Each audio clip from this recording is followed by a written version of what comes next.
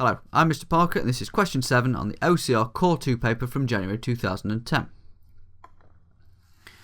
So in part 1 we're integrating x squared plus 4 multiplied by x minus 6. The first step is to manipulate it so that it's in a form that's easier to integrate. So we'll start by expanding out these brackets. We're going to get x squared multiplied by x, which gives us x cubed.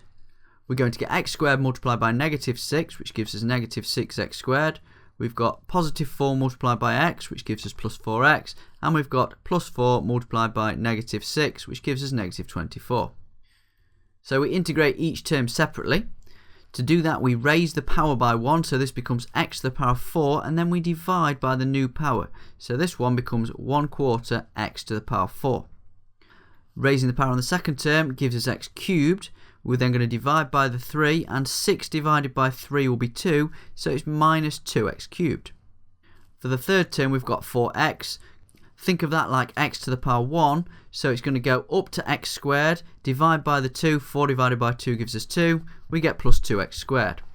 And the final term, minus 24, integrates to give us minus 24x. Don't forget your plus c on the end, and that's part A done. In part B, we're trying to find the area enclosed by these two curves and the x-axis. It tells us in the question they intersect at 1, 6, so that tells us the x-coordinate of this point here will be 1. And that's going to be useful because when we're working out the area under these curves, so we'll just label which one's which, the curve that's decreasing in gradient, that's going to be y equals 8 over x squared minus 2, and the curve that's increasing in gradient, that's going to be y equals 6x to the power 3 over 2. So we're going to integrate this curve between 0 and 1, and then we're going to integrate this curve between 1 and whatever this point is here. So before we do any integration, we need to find out where this curve intersects the x-axis here. And at that point, y is 0. So we can say 0 equals 8 over x squared minus 2. Adding 2 to both sides gives us 2 equals 8 over x squared. And then multiplying up by x squared gives us 2x squared equals 8. Dividing by the 2 gives us x squared is 4, and then square rooting gives us x equals 2. Now that we know this point here, we've got all the information that we need to be able to integrate and find the area under this curve. We'll start by integrating 6x to the 3 over 2 between 0 and 1. So to integrate this, we're going to increase the power by 1. At the moment it's 3 over 2, so increasing that by 1 gives us x to the power of 5 over 2. We now need to divide by the new power, so we need to divide by 5 over 2.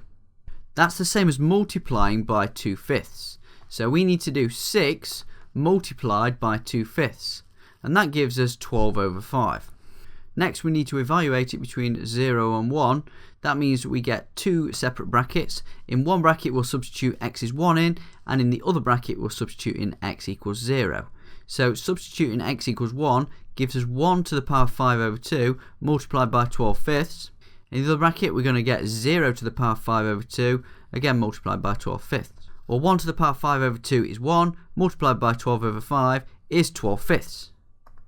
For the other bracket, 0 to the power of 5 over 2 is 0, so multiplying that by 12/5 still gives us 0, so our final answer for this part is 12 over 5.